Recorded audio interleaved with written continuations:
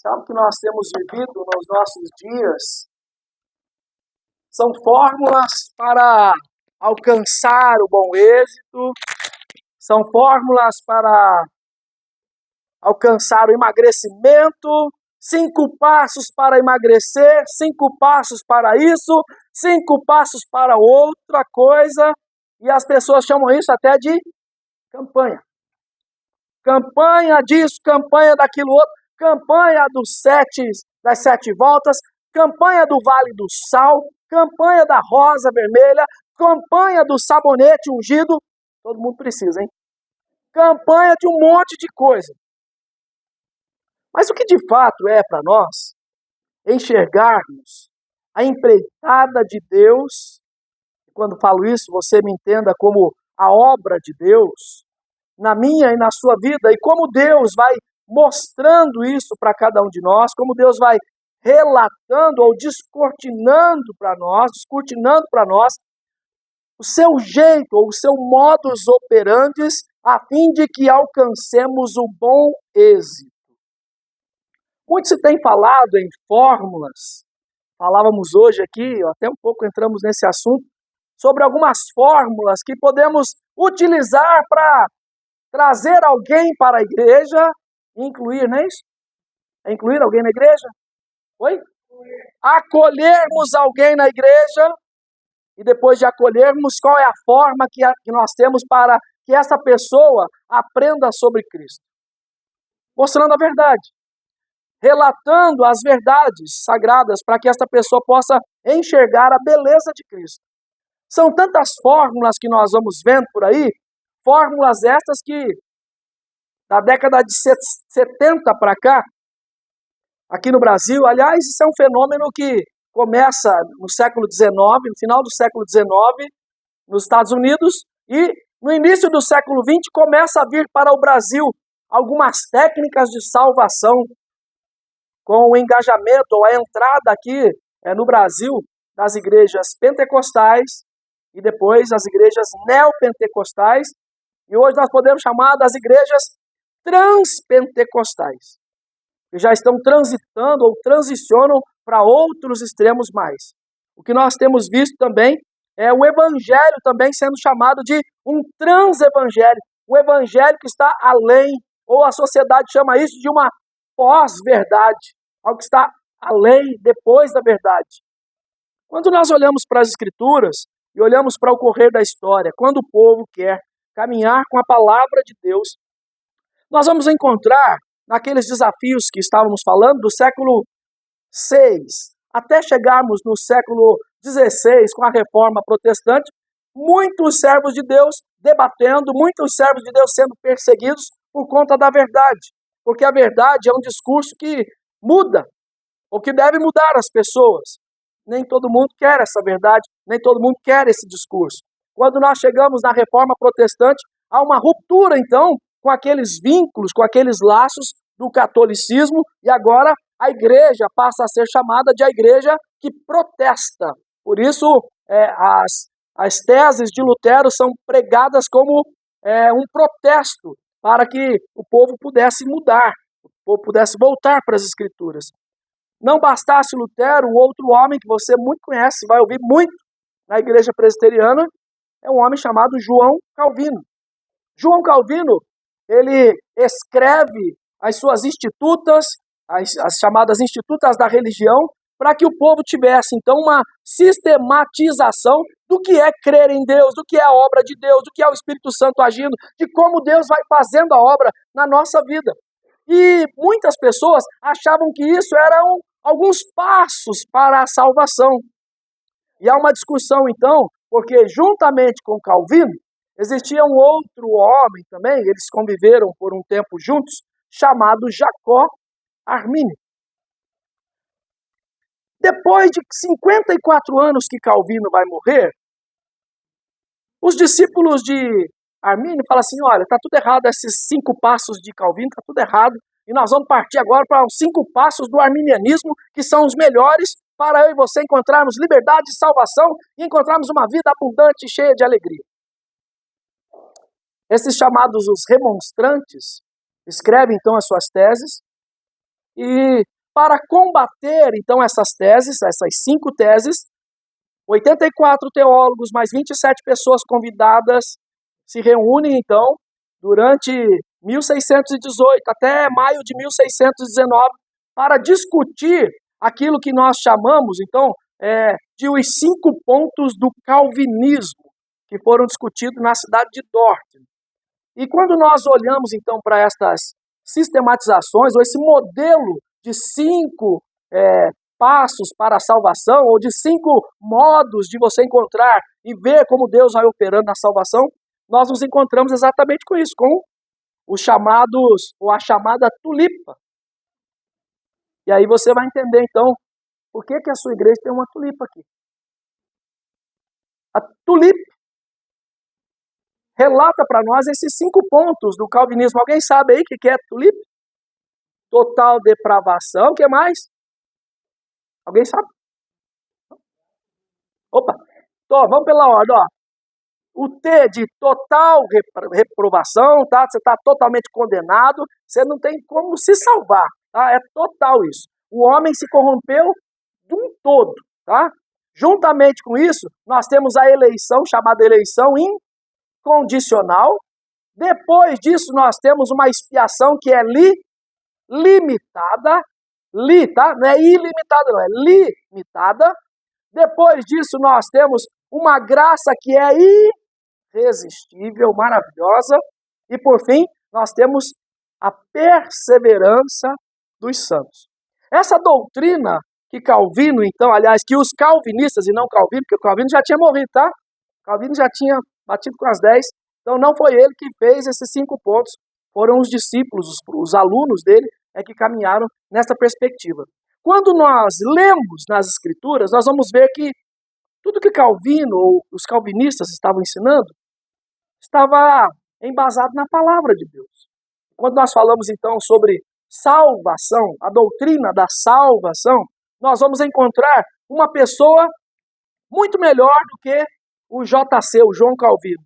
Nós vamos encontrar o primeiro JC, que é Jesus Cristo, falando sobre esse assunto. E eu chamo sua atenção para o texto de João, capítulo 6, no versículo 41. João, capítulo 6, versículo 41.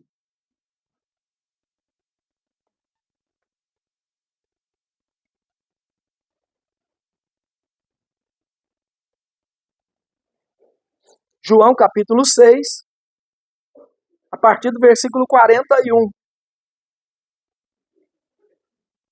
Diz o texto para nós, João 6, 41.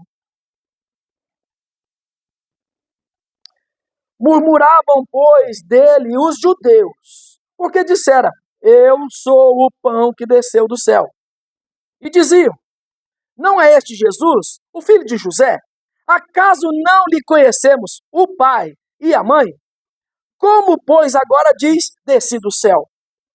Respondeu-lhes Jesus, não murmureis entre vós. Ninguém pode vir a mim se o Pai que me enviou não o trouxer, e eu o ressuscitarei no último dia. Está escrito nos profetas, e serão todos ensinados por Deus. Portanto, todo aquele que da parte do Pai tem ouvido e aprendido, esse vem a mim. Não que alguém tenha visto o Pai, salvo aquele que vem de Deus. Este o tem visto. Em verdade vos digo, quem crê em mim tem a vida eterna. Eu sou o pão da vida. Vossos pais comeram maná no deserto e morreram. Este é o pão que desce do céu, para que todo o que dele comer não pereça. Eu sou o pão vivo que desceu do céu. Se alguém dele comer, viverá eternamente. E o pão que eu darei pela vida do mundo é a minha carne. Disputavam, pois, os judeus entre si, dizendo, como pode este dar-nos a comer a sua própria carne? Respondeu-lhe Jesus, em verdade vos digo, se não comerdes a carne do Filho do Homem, e não beberdes o seu sangue, não tendes vida em vós mesmos. Quem comer a minha carne e beber o meu sangue, tem a vida eterna e eu ressuscitarei no último dia. Pois a minha carne é a verdadeira comida e o meu sangue é a verdadeira bebida. Quem comer a minha carne e beber o meu sangue permanece em mim e eu nele. Assim como o Pai que vive me enviou e igualmente eu vivo pelo Pai, também quem de mim se alimenta de mim viverá. Este é o pão que desceu do céu, em nada semelhante àquele que vossos pais comeram e, contudo, morreram.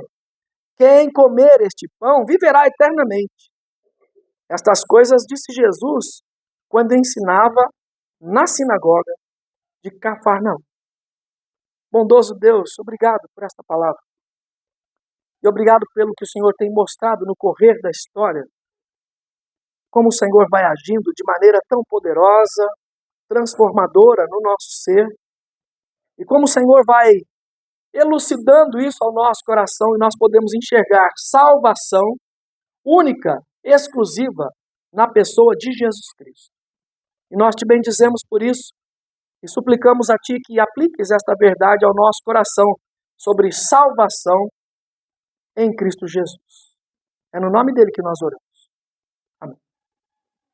Quando falamos então a respeito de salvação, nós costumamos falar para as crianças, a canção das crianças que ensinamos, que estão ali nos 5 dedos da mão. Minha mão tem 5 dedos que me ajudam, me ensinam a cantar a história de Jesus, meu Rei, o Filho de Deus. Ele nasceu, nasceu, cresceu, morreu, ressuscitou e um dia voltará. Para quê? Para nos levar. As crianças aprendem isso. Nós devemos aprender isso de uma forma tão característica nossa, a ponto de entendermos que toda esta obra foi feita no meu e no seu coração e para nos mostrar o beneplácito da vontade do Senhor a nosso respeito, a nosso favor. O evangelista João está escrevendo algo que lá na frente o Calvino então vai escrever, mostrando isso, que o homem está totalmente depravado. Nas pessoas de Jesus, na pessoa de Jesus, ele está dizendo aqui que é o pão vivo, que ele é o pão que desceu do céu, e os judeus não estão compreendendo, não há então essa atitude dos judeus de refletir sobre tudo que o Velho Testamento vem apontando para eles. E aí então, Jesus fala para eles, gente, vocês precisam conhecer a verdade, vocês precisam entender isso. Como que nós vamos comer esse pão? Como que nós vamos ter esse pão? Como que você é esse pão? E Jesus então responde no versículo 44 para eles: ninguém pode vir a mim se o Pai que me enviou não trouxer.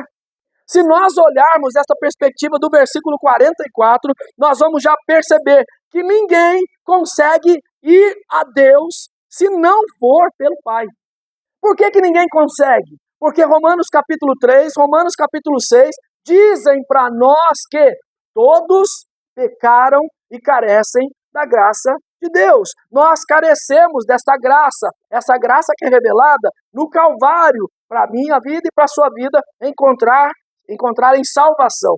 Quando Jesus está dizendo isso, ninguém pode vir a mim se o Pai não enviar. Ele está dizendo em outras palavras, você não consegue salvar-se a si mesmo. Existe calvinista e existe arminiano. Calvinista clássico de 5 pontos, calvinista de 4 pontos, calvinista de 3 pontos, calvinista que nem tem ponto.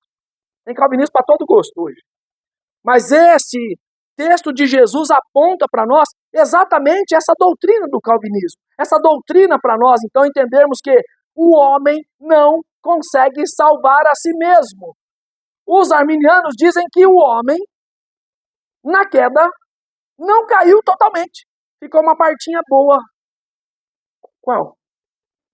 Não tem parte boa. Caímos.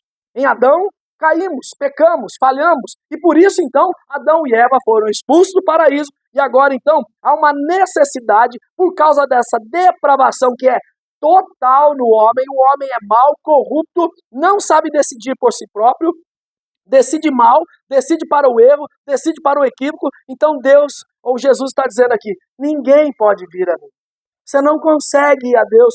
Eu vou a Deus porque eu sou bonzinho. Eu vou a Deus porque a minha vida moral é toda certinha. Eu vou a Deus porque eu leio a palavra. Eu vou a Deus por isso e por aquilo. Não é você que vai a Deus, é Deus que te permite chegar a Ele. É o Senhor que te atrai para Ele. Não pense você que você tem força suficiente para chegar lá e bater na porta do céu. Falar, vim chegando aí, todo mundo está subindo, também quero subir, também quero entrar nessa festa. Lá não é assim. Eu gosto de falar aqui para os irmãos de uma festa particular. O céu é uma festa particular. Quem entra na festa particular? Só quem é convidado, só quem tem convite. Todo mundo aqui sabe, talvez alguns aqui até entraram de bicão numa festa. Alguém já entrou assim? Imagina você lá no céu, os anjos lá com a espadona desembainhada. Vou dar um perdido aqui. Não tem isso. Ninguém pode vir se não for pelo Pai enviado. Ou se Deus não trouxer, se Deus não nos atrair, se Deus não nos chamar para Ele, eu e você ficaremos nesse mundo tenebroso. E esta lição, então, que eu e você precisamos ter no nosso coração é doutrina nossa sobre salvação. Eu e você dependemos plenamente de Jesus para sermos salvos. Dá para entender? Eu e você dependemos de Jesus para sermos salvos. Isso é doutrina chamada monergismo. Só um faz a obra. Quem faz? Eu? Não! Deus é que faz essa obra, Deus é que transforma, Deus é que muda, Deus é que molda. Então, eu e você só podemos ir ao Pai se nós formos os chamados eleitos. Lembra disso? Isso é importante para a sua vida, é importante para que você creia do jeito certo na palavra de Deus. Olhe para a Escritura, então Jesus está falando para eles. Ninguém pode vir a mim se o Pai que me enviou não o trouxer. Eu gostaria que você entendesse isso, que Deus só permite, então, que alguém alcance salvação, reconheça Jesus, se essa pessoa for uma escolhida. Quem é o escolhido, pastor? Quem é o escolhido? Ou a escolhida? Eu não sei. É por isso que eu tenho que pregar o evangelho para quem? Ide por todo mundo e pregai o evangelho. É para todo mundo que eu tenho que pregar, é para todo mundo que eu tenho que falar. Nós precisamos mostrar isso para o povo, em todo o tempo. Eu quero achar aqui uma citação que eu gravei aqui do William Hendrickson, que diz assim, o homem pode resistir a Deus, irmão? Pode. O homem resiste, mas a sua resistência para Deus é inútil. Não é nada. O homem pode resistir, ele quer resistir, a dura serviço, eu não vou fazer isso, eu não serei assim, eu não serei assim. E Deus está só aqui, mudando o curso da nossa história. Deus está só aqui, lixando você para você deixar essa tortuosidade agora se tornar uma pessoa reta diante de Deus.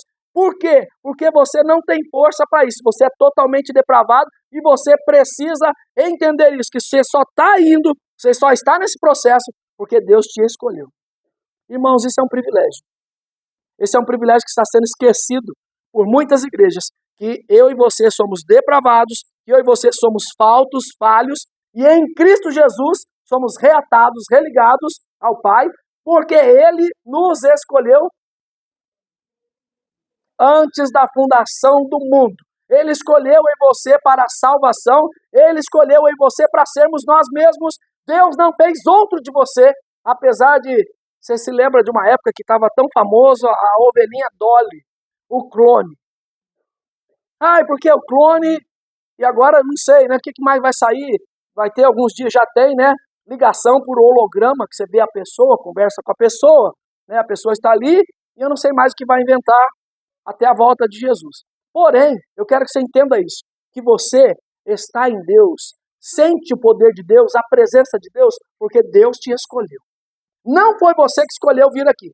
Foi o Senhor que te trouxe. Foi o Senhor que trouxe você aqui hoje. Foi o Senhor que fez você nascer nesse dia que você nasceu. Foi o Senhor que te deu essa vida do jeito que você tem. Mas espera aí, e as coisas erradas que eu faço? Isso é responsabilidade sua. Porque senão você vai culpar Deus para tudo. Tudo que dá errado, foi Deus. soberania de Deus e a responsabilidade sua, tá? Mas caminhe comigo, olhe mais para o texto. Ninguém pode vir a mim se o Pai que me enviou não o trouxer. Irmãos, essa expressão aqui, ela é uma expressão maravilhosa. Sabe quando, lá em João 12, vamos dar um salto aí no texto? João capítulo 12, versículo 32, dá um salto aí. João 12, 32. Achou aí? João 12, 32. E eu, quando for levado da terra, atrairei todos a mim. Se você caminhar um pouco mais, você vai ver outras expressões da palavra de Deus sobre isso. Quando Pedro está ali para tirar a rede, lembra da pesca maravilhosa? Lá no capítulo 21, Pedro está lá, jogou a rede, está cheia de peixe, e o texto diz que ele arrastou a rede com muita dificuldade.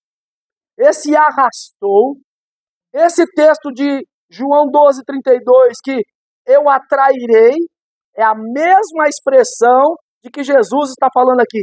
O Pai vai trazer.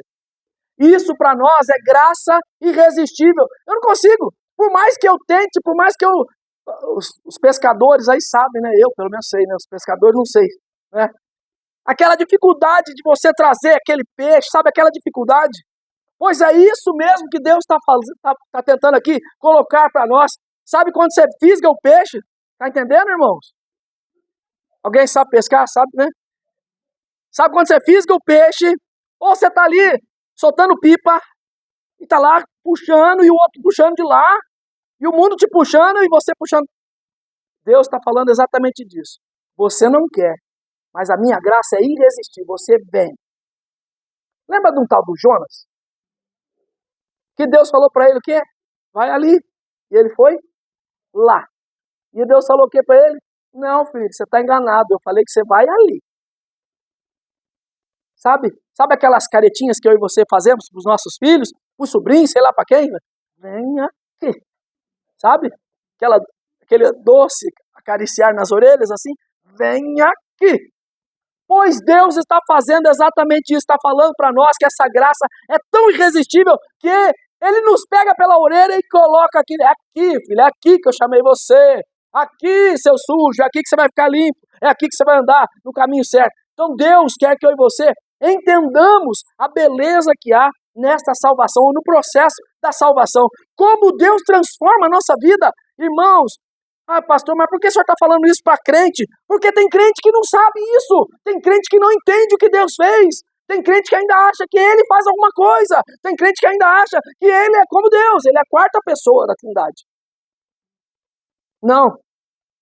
Nós somos totalmente depravados. Nós precisamos do Senhor. Nós precisamos nos alimentar de Jesus. Porque não somente Ele mostra que nós não temos essa capacitação, que Ele mostra que lá antes da fundação do mundo Ele nos escolheu, Ele mostra que Ele nos atrai de maneira maravilhosa, irresistível, para que nós consigamos então perceber como Ele cuida de nós.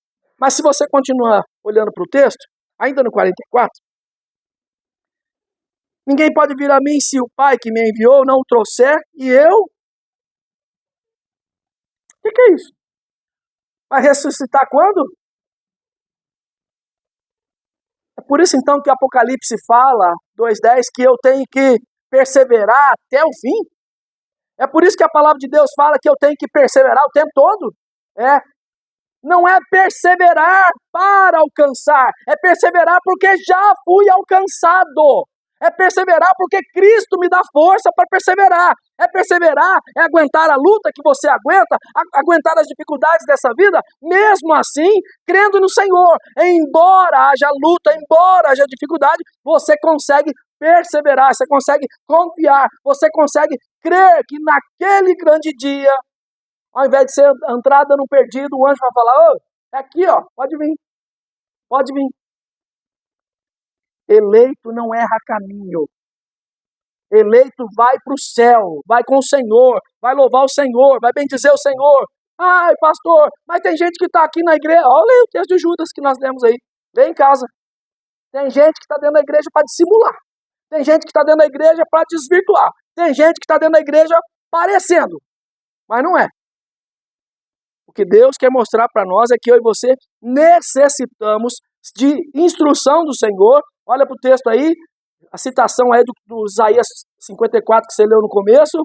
Está escrito nos profetas, 45 aí. E serão todos ensinados por Deus. Portanto, todo aquele que da parte do Pai tem ouvido e aprendido, esse vai para Jesus, meu irmão. Corre para Cristo, busca o Senhor, quer o Senhor, porque o Senhor é o pão da vida, é o Senhor que sustenta, é o Senhor que sustém, é o Senhor que dá força, é o Senhor que te levanta, é o Senhor que te alimenta no dia da angústia, é o Senhor que enquanto você está no pranto colhe as suas lágrimas, é o Senhor que enquanto você está pelejando, Ele é que está à sombra, à sua direita, Ele é que é o Deus Todo-Poderoso, em todo tempo te fazendo triunfar, é Ele que te dá fôlego de vida, é Ele que te dá até capacidade intelectual para você vencer os exames da vida. É Deus. Ou você acha que o Bezalel, o Aholiabe, eles tinham a inteligência que veio deles mesmos?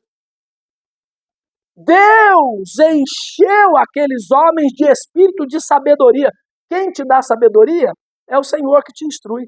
Seja instruído na palavra. Pegue-se a palavra, queira a palavra, viva a palavra, enche seu coração da palavra, porque eu e você muitas vezes vamos passar por coisas que nós vamos falar assim, eu não estou entendendo. Eu não sei nem para que isso.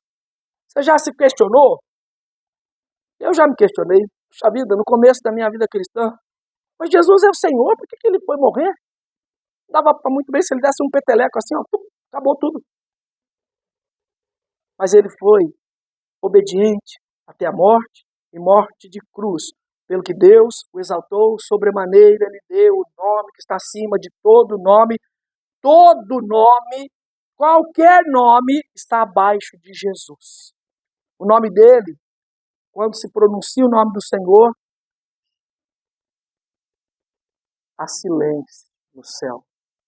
Há silêncio nas hostes malignas. Quando o nome de Jesus é pronunciado, faça menção do nome do Senhor, aprenda do Senhor, coma desse pão, participe do Senhor. E quando ele fala de corpo, ou quando ele fala de pão e sangue, ele está falando de comunhão. O que é a mesa para nós, irmãos? Comunhão. Comunhão para nós. Então é um desafio para você que ainda não aceitou Jesus, é um desafio para você que ainda vem na igreja, mas não sei se eu quero Jesus. Eu não sei qual caminho mais tem, além de Jesus. Porque ele mesmo diz aqui no capítulo 14 que ele é o único caminho, e a verdade, e a vida. Se você quer outro caminho, não tem jeito. João 14 aplica o que João capítulo 6 está escrito. É em Deus que você encontra, é em Cristo que você encontra esse poder, essa graça bendita. E Jesus então quer que o povo entenda tudo isso. Avance comigo no texto. Versículo 53. Respondeu-lhes Jesus, em verdade vos digo, se não comerdes a carne do Filho do Homem e não beberdes seu sangue, não tendes vida em vós mesmos. O que ele está falando? Você está brincando de salvo. Você está brincando com Jesus. Você está se enganando. O que ele está falando é que se você não pode vir, se ele te atraiu, se ele te escolheu, se ele te chamou de uma maneira irresistível, se ele tem te dado força, é para você se alimentar dele, se nutrir dele em todo o tempo, para que você encontre a verdadeira comida para a sua vida, como ele diz aí, olha o texto, versículo 55, pois a minha carne é verdadeira comida e o meu sangue é verdadeira bebida. Quem comer a minha carne e beber o meu sangue permanece em mim e eu nele. Assim como o Pai vive e me enviou, igualmente eu vivo pelo Pai. Também quem de mim se alimentar por mim. Irmão, você não vive na sua força. Se há uma coisa que eu e você precisamos entender, que essas doutrinas nos ensinam, que a palavra de Deus nos ensina, é que sem Cristo você não vai vencer. Ah, mas eu tenho força, eu tenho saúde, olha os bração que eu tenho para trabalhar. Quem te dá o bração? Quem te dá saúde? Quem te dá vigor? A conta é tão simples, mas muitas vezes nós queremos esquecer de tudo isso. E sabe o que acontece? Jesus está falando de tudo isso, está mostrando, vocês não conseguem sem mim, vocês não conseguem. Olha para o texto, o que vai acontecer. Versículo 60. Muitos dos seus discípulos, tendo ouvido tais palavras, disseram. Dura esse discurso, hein? Quem o pode ouvir? Mas Jesus, sabendo por si mesmo que eles murmuravam a respeito de suas palavras, interpelou-os. Isto vos escandaliza? Que será, pois, se virdes o Filho do Homem subir para o lugar onde primeiro estava? Se você prosseguir aqui, meus irmãos, se vocês prosseguirem, se nós prosseguirmos lendo esse texto, nós vamos encontrar Jesus fazendo um questionamento para os discípulos. E é o que ele está fazendo comigo e com você. Olha para o texto, versículo 67. Então perguntou Jesus aos 12, porventura quereis também vós outros retirar-vos? Você acha que você pode sozinho? Você acha que você aguenta sozinho? Você acha que os trancos dessa vida aí você vai aguentar suportar sozinho? 68. Respondeu-lhe Simão Pedro, Senhor, para quem iremos? Tu tens as palavras de vida eterna. E nós temos crido e conhecido que tu és o Santo de Deus. E Jesus então ainda diz, não vos escolhi em número de 12, contudo, um de vós é diabo. Olha o que Jesus está falando. Dentre o seu colegiado, dentre as pessoas que estão com ele, alguém está disfarçado. Alguém está ali como um agente infiltrado. Só que o nosso Deus sonda mentes e corações. Ele sabe de todas as coisas. É tão importante nós cravarmos no nosso coração o Salmo 139. Senhor, tu me sondas e me conheces. Sabes quando me assento e quando me levanto. Esquadrinhas o meu andar e o meu deitar. Conhece até os meus pensamentos. Ainda a palavra me não chegou à língua. E tu, Senhor, já conheces todo. Tal conhecimento é maravilhoso demais para mim. Não posso atingir. Eu e você precisamos entender isso. Que esse Deus poderoso que mostra, então, o estado de pecado, que mostra, então, que Ele nos escolheu, embora pecadores, Ele nos escolheu, nos chamou, nos atraiu irresistivelmente, que Ele também nos chamou para um povo que é limitado. Pense nessas cadeiras aqui. Aliás, pensa aqui nessa igreja toda aqui. Tá ali a culpada da igreja está assim hoje, viu, gente? Ali, ó. Eliane, né? Tá ali, ó. Aquela moça ali, a nossa arquiteta que Jesus enviou. Foi essa moça aí que fez toda essa mudança aqui para nós. Tem muito mais que ela já planejou aqui que nós vamos fazer, em nome de Jesus. Agora, imagine aqui, se a arquiteta ali fez isso, imagine o Supremo Criador, o nosso Deus. Ele projetou todas as coisas. Ai, pastor, mas eu queria tanto tal coisa. Eu queria um tanto de coisa também, meu irmão. Mas a graça de Deus nos é suficiente. Puxa vida, eu queria tanto ter nascido no lugar do Bill Gates. Eu queria tanto ser o Elon Musk. Já tem. Não dá. Agora, quantas pessoas olham e falam, eu queria ser igual ela, queria ser igual ele, queria estar na condição que ele está hoje. Ah, mas ele está passando por luto, mas está melhor do que eu. Queria estar na condição dele. Já parou para pensar? Já parou para pensar no processo salvífico de Deus na sua história e de como Deus está te forjando como um povo eleito, exclusivo dele, que persevera, que luta? Meu irmão, minha irmã, eu quero que você saia daqui hoje pensando assim, é comigo que Deus me ama assim? Pois, é contigo. O Senhor nos traz para também falar isso para nós. Às vezes Deus puxa a nossa orelha, mas Ele nos traz aqui também para dizer quão amados nós somos dele, como ele cuida de nós, como ele está forjando em nós coisas grandiosas para o seu louvor, para a sua glória e para deleite seu também, para alegria sua. Deus tem coisas para a sua vida? É claro que tem. Eu tenho que orar então por isso? Tem, é claro que tem. Eu tenho que buscar, eu tenho que estudar, eu tenho que me esforçar, eu tenho que ser melhor. Sim, em todo tempo, em todo tempo. Mas de todos os seus esforços, de todos os nossos esforços, se não for essa graça, a gente não consegue. Lembra que nós cantamos aqui há 3 domingos atrás? É a graça de Jesus que me faz caminhar. É o amor do Pai que me faz viver. O poder do Espírito. Irmãos, é essa palavra para o nosso coração.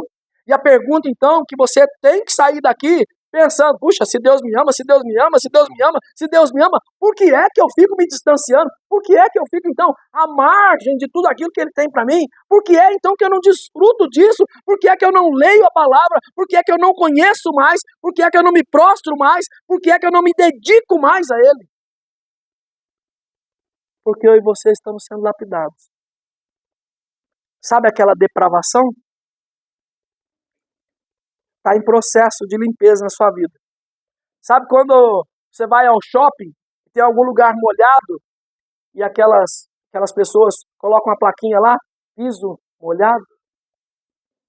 Atenção, obras na pista, obras na rodovia.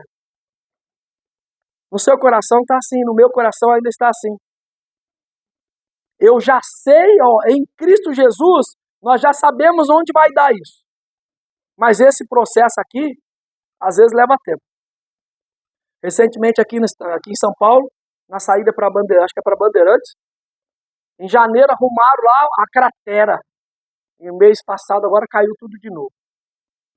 E o que eles estão fazendo lá? Reformando de novo. Oh, Jesus, está aqui, pode ir. Reformando, mais uma vez. Esse é o lema daqueles calvinistas, dos reformados. Reformata et reformanda. Uma igreja reformada sempre se reformando. Você já cantou aquela cantiga antiga? Sempre melhorar, sempre melhorar. Ah, não é da época de ninguém aqui, né? Só minha? Meu Deus do céu. Não, sempre, pelo menos um sorriso ali, alguém está comigo. Né? Glória a Deus, é sempre melhorando no Senhor. Irmãos, entendam então que esses 5 pontos do calvinismo que nós tanto pregamos, que nós tanto ensinamos, nada mais é do que aquilo que a graça bendita de Deus é na sua vida. Então, antes de você ficar com João Calvino, fique com Jesus, que é o seu Salvador. E olha que nós somos presbiterianos. João Calvino é gente boa, né? Foi gente boa. Mas aqui, o melhor para nós é Jesus. Fica com Jesus. Descanse seu coração no Senhor. Alma que perseverar. Quem perseverar até o fim, receberá a coroa de glória. Quer coroa? Persevera. Ah, mas e quem desiste pelo caminho? E quem está no nosso meio que faz tudo errado? Ou Deus vai corrigir, ou Deus vai trazer, ou 1 de João 2,19, eles estavam no nosso meio, mas não eram dos nossos. Lembra do Judas? Estava no meio, mas não era. É dessa maneira. Então o Senhor quer nos instruir, a partir dessa palavra, de como eu e você podemos confiar nesta obra salvífica que Ele fez, entendendo a nossa depravação total, entendendo a eleição incondicional, entendendo a graça irresistível, entendendo a expiação limitada, entendendo a perseverança dos santos. Entenda isso. Entenda isso. São coisas que você precisa ler. E agora você arrumou aí mais um irmão. O Reginaldo já colocou um monte de leitura para você fazer durante a semana, hein, Reginaldo? Judiou hoje, hein? Vai ter que ler até em grego aí agora. Toma. Agora vai todo mundo. Agora sabe o que vai acontecer? Todo mundo vai falar em língua. Né? Não é estranho, não. Estranho é até você aprender. Em nome de Jesus. Mas o que o Senhor quer para a minha vida e para a sua vida é que nós entendamos o que é a salvação. Se alegre em Cristo. Ele te salvou. Perceba todo o culto aqui. Isaías 54, Oséias 11, Provérbios 3, hino 110, hino 97, as canções que nós cantamos, digno é o Senhor. Perceba tudo isso.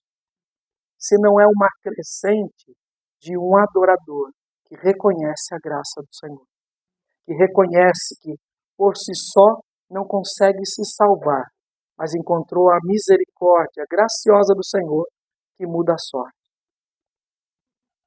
Entenda o seu culto. Entenda o que você veio fazer aqui.